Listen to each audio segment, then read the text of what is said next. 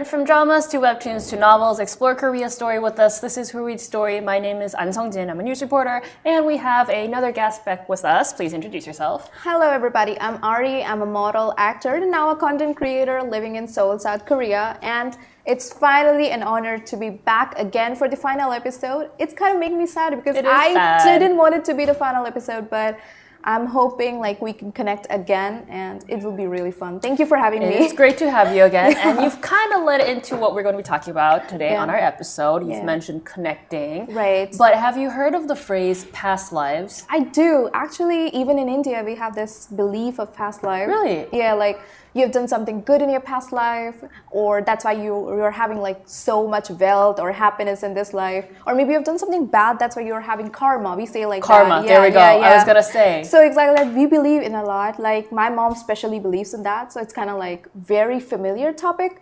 So I've heard about it a lot. Even in Korea, my friends say the same, oh, maybe you have done really good something in your past life. Yeah. Right. So just kind of adding on to what you've just mentioned, when someone's really lucky, we say that maybe you did or maybe you saved a country in your past life. When someone's, something unfortunate happens, they say, what have I done wrong in my past life? So just as you mentioned, past lives kind of is similar to karma because people believe that whatever happened in their past lives kind of comes back to what happens in their present life. And I feel like that's an interesting phrase also because it connects to what we will be talking about today in our episode.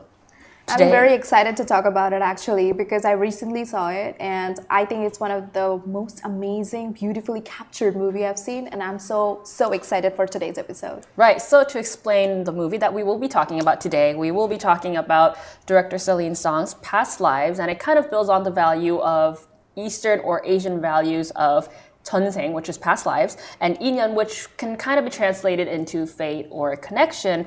And this background takes place in New York, and I feel like kind of combining those two elements already makes it interesting. But the movie itself was also nominated for Best Picture and Best Original Screenplay of 2023 Oscars. Wow. And, amazing directors like Guillermo del Toro have also given, great compliments about the movie, and I think that kind of adds on to the value of the movie. You've mentioned that you've watched it. Oh my God. First of all, it's Academy nominated. That's a very huge deal because when Asian movies are Academy nominated, they're definitely a big success itself.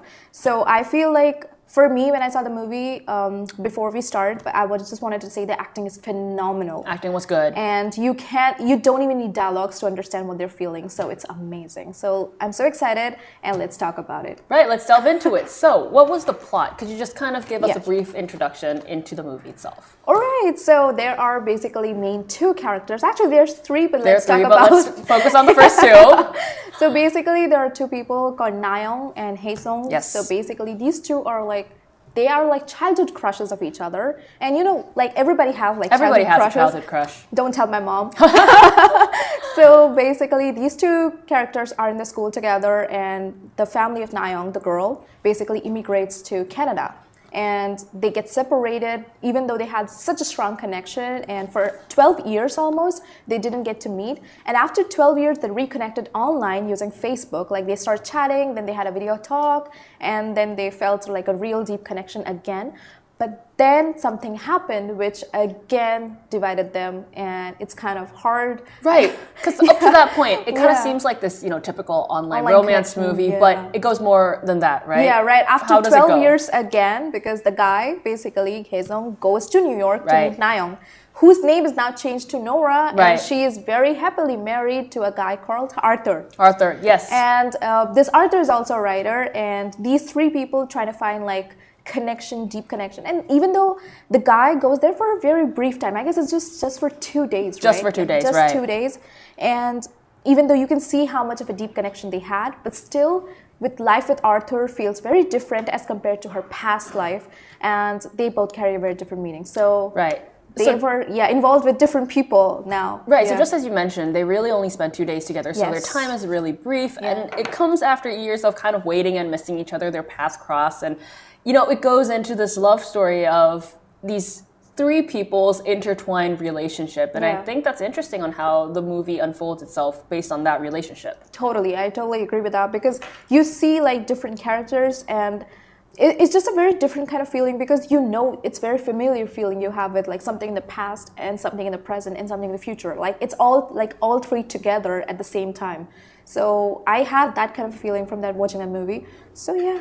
Right, and it also kind of felt like a similar movie that we might as well kind of compare it with. It kind of felt like the Korean version of Eternal Sunshine. Right. I don't know about you on how it felt, but you know, kind of how the characters came through. I kind of felt it too. Yeah, did you? Yeah. And we also kind of kind of briefly talked about Arthur, this character, but Totally, yeah. you know, who is he? How does he relate to Nayoung and Hae-sung, or Nora and Hae-sung? So basically, Nora is what he calls her because Nayoung is a very tough word for him. For foreigners, right? Yeah, he's a foreigner, but he really supports Nora in everything that she does, irrespective of being able to not communicate in her language. Right. He's trying his best, and I think he's not competitive. He's very understanding. He's very understanding. That is what I felt. Right. Yeah, I did not see jealousy. I did not see like even if she met like Hae-sung, right? Yeah, never he was jealous. He just felt like, oh, they have something like meaningful together, Right, and right. now she's building a life with me. So I really felt like Arthur is a mature character. That's true. Who supports Nora like crazy. I was very happy to see her with such a guy, honestly. Right, he's Yeah. very supportive, and Yeah. there's this moment within the scene where he and Nora are kind of in bed, and he says, Yeah. you know, sometimes you dream in Korean, and I wonder what those things that you say are. I wish he could understand Right. stuff. You know, when you see the starting scene where he's like sitting alone and he's not even like able to get what the deep connection that they're feeling, that itself portrays the entire movie. That's all right? true. That was the best part, Right. honestly, for me. The Yet starting. he's still so understanding. He's Yeah. still so mature. He's just there for right. her, yeah. And he's there for her. What does this dynamic kind of mean for you? What do you think about how Wow. this three people intertwined relationship unfolds? So I kind of think like one thing is Chonseng and one thing is Inyeon, like you talked about it. Right. So for me, like the Hae-sung felt like a past connection, Right. like the past life. And for me, the fate that you said felt like Arthur, that she really needed. That is what I personally felt about. So yeah, for me that is what Inyeon and Chonseng like truly together, like future, past, present, everything in the same room. Right, so we'll kind of delve into that further throughout our episode. Sounds good. But it kind of seems like that, you know, whatever happens in the movie kind of doesn't unfold in the way that we expected. Because, right, and we talked about how it might start as this typical online romance. It doesn't go that way. Yeah. It's not just a story about these two people. You have three people intertwined. Yes. And this dynamic kind of goes throughout the entire movie, also touching upon various values. Now, for, you know, a little bit more in-depth into the theme itself, you've kind of talked about Chonseng or past lives, Right. and we see that actually this movie itself really reflects on the director Celine Song, her own life, because, you know, there are a lot of similarities that she portrays within the movie and her life as well. You know, I'll give some examples. For instance, her father is also a filmmaker himself, and she herself also moved to the US from Korea when she was 12. So she still has that compassion, or she still understands the feeling of second generation immigrants, and I think that's well reflected within the movie. It's very, very reflected because it's the same exact story where her father is also a writer and Right. she moves to Canada. She moves to right. Yeah, exactly. So it's very similar. Oh my God, that's interesting to look at because I didn't know that it's inspired from Celine's her own life. Right. That's very interesting. And there's take. another scene that actually kind of shows that similarity of how she had experienced in her life in the present and how that is reflected into Nora or Nayoung's life. Could you guess what that scene may or may not be? Maybe connecting back with somebody. Right, connecting back. It's kind of reflective in the introduction of the movie. You've mentioned how the three are sitting at the bar, right? Beautiful scene, honestly. That scene is actually also kind of captured in from Celine Song herself's real life. Now, one day Celine Song, she was sitting at this bar in New York with her Korean friend and her husband. And, you know, because of this language barrier, she was translating in between. She was translating Korean to English, English to Korean.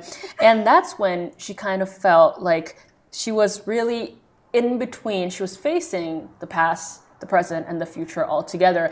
And I think her personal experience right there is actually reflected into her movie through Nayoung, Hae-sung, and Arthur. Yeah, and I think that experience of her own is why the dynamic between all three really seemed through, is because it's all based on her personal life. That is my favorite part of the movie, actually, the opening scene, because I said to you, like, it Right. basically tells you the entire movie without even looking at it. Right. So I personally also feel the same way when I'm like with my friends and with my Of course. family, and you know, it's like kind of translating, and it's kind of like, you know, you feel familiar with your past, Right. but you feel comfortable with your present. Right. That's what I felt while also having this kind of experience. Right, surely, because you would also experience something Exactly. similar, whether it be with your Korean friends Exactly. here, your Indian friends, Indian family. Exactly. It all kind of connects. Yeah. And I think that's why, you know, Celine's song kind of says that past lives is not only a literal past life, you know. Exactly. It's still that past life is embedded within your present life. Right. And we often carry many past lives, perhaps like, you know, moments in our current lives could have been a reflection of something that happened in our past lives.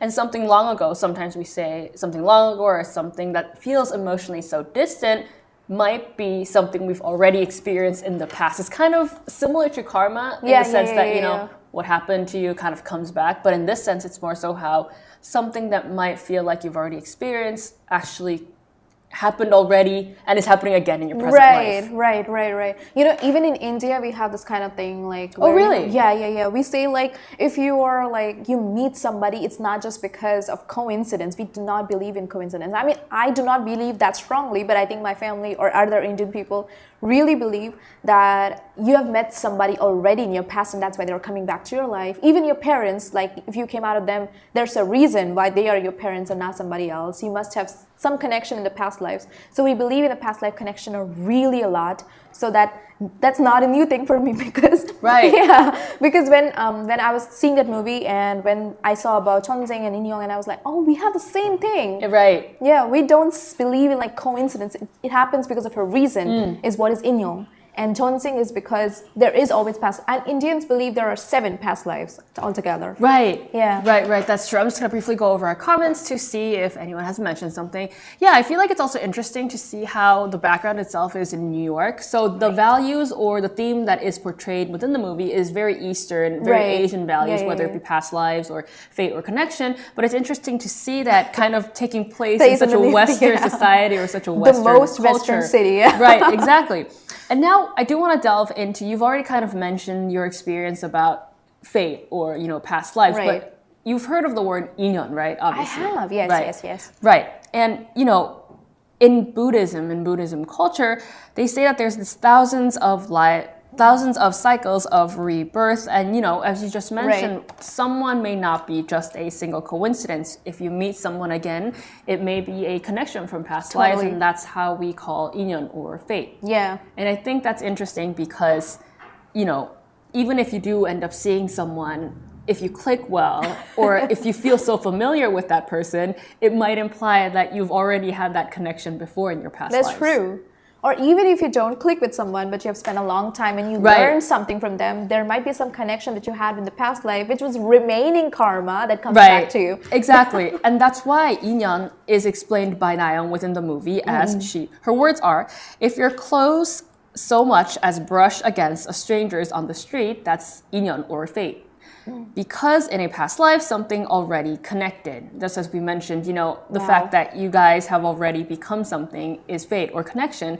And especially marrying someone means that you've shared 8,000 lifetimes of Inyeon. So it's not just one time, it's not just 2. 8,000 times of past lives connection is happening again to you in the present to be marrying that person. Isn't that interesting? That's very beautiful. I kind of think that, yeah. That is a very beautifully worded that's time. Crazy, wow. Exactly. Yeah. And I think that's interesting because, you know, we see this fate or connection as not just a one-time thing. It can be explained in a very romantic way, just kind of how it happens throughout the movie. I mean, when I listen about it, when you say like 8,000 times, that kind of feels like already romantic itself. Like you've been with that person, so and you're not knowing in this birth that you're gonna be with that person, and again the fate happens. So isn't it like very beautiful to look at? I think.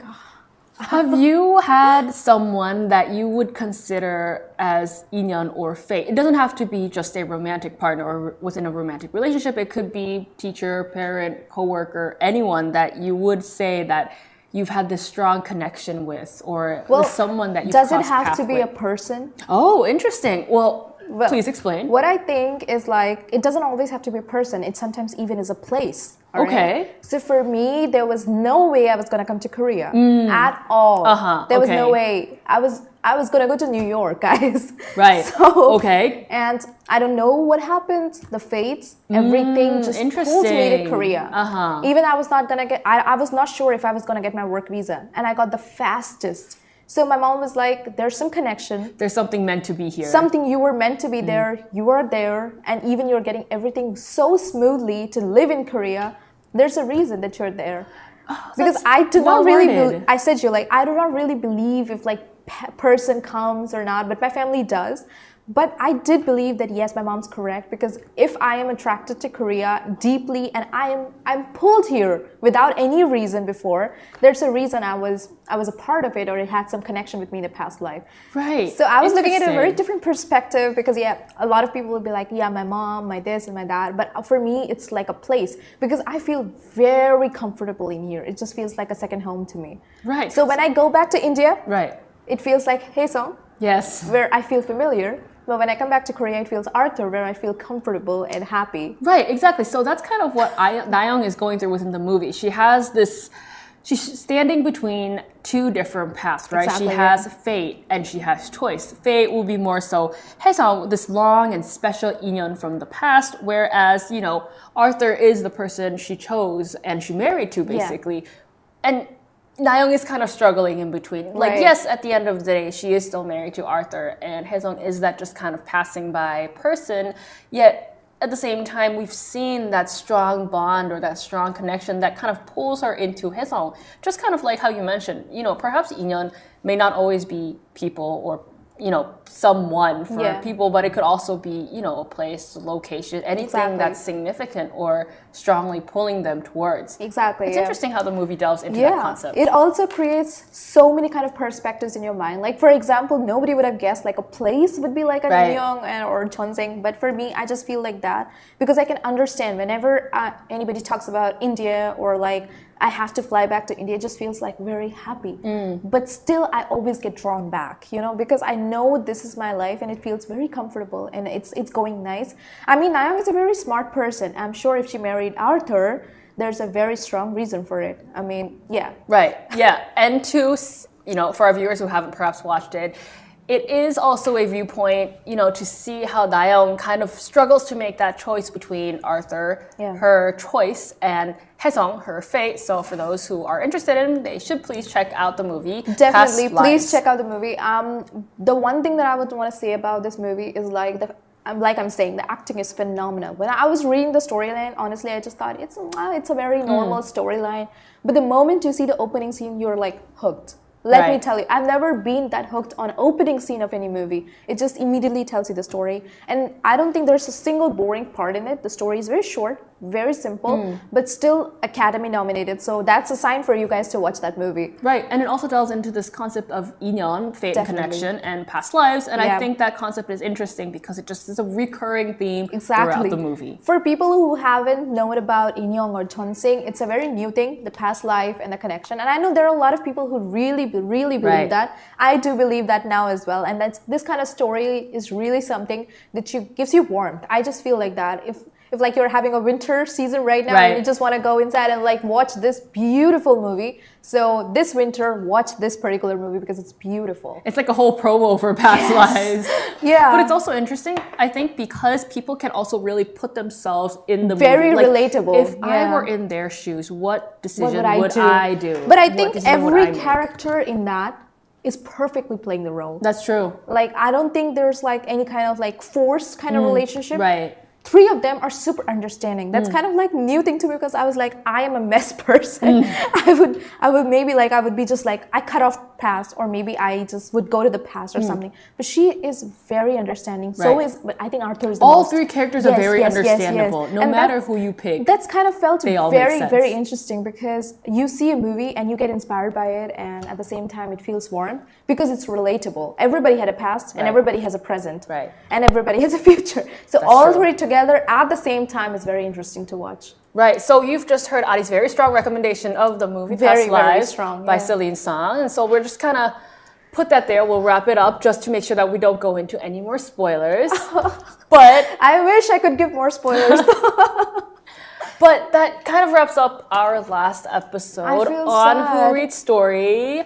What was it like to be here for our very last episode, Ari? I wish it was not the last episode, guys. Please keep voting and liking and subscribing so we get more episodes like these. It's so interesting to see beautiful things about Korea and Korean dramas.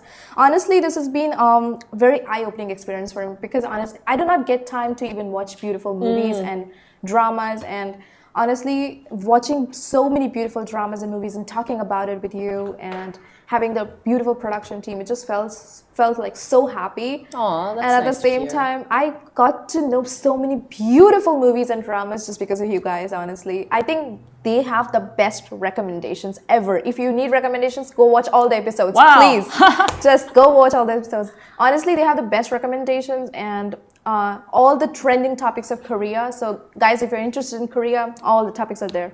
Right, just like you, Ari. For me, I feel emotional.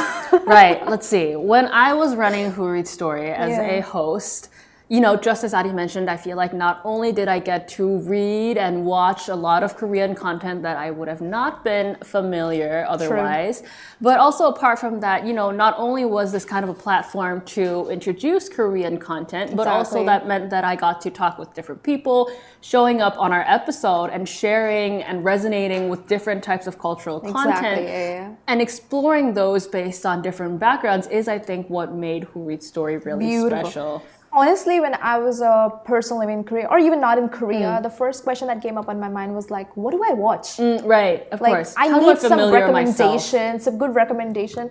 So these people have it, guys. So you gotta watch all the episodes. Right. Come on, we gotta be back again. Right, so for me, you know, Who Reads Story was kind of a place to, you know, resonate with a lot of people through watching these Korean content, sharing it abroad, and that's why I felt very proud for being on this team. And I would also like to thank our viewers for being here with us on Who Reads Story. You know, you've also been on this journey with us from episode 1 all the way up till episode 30, and kind of trickling back to the movie. I do want to say this statement: may our Inyeon, or may our fate, continue into the next chapter, hoping that we get to see That's each such other beautiful line. again. Maybe we've already met in our past lives, but perhaps this could be leading into some time again in the future to connect again. That's such a beautiful line, honestly. Right. Thank you so much, Ari. And I would like to wrap up our last episode on Who Reads Story. Again, thank you so much for our viewers. Continue to like and subscribe to our channel of Koreanet. And we hopefully will be back. Please comment Hopefully also, we'll be what's your back. favorite part of the movie? If you've seen that movie, go and watch it right now. Right. But again, thank you for watching Who Reads Story, and that will be a wrap. Goodbye.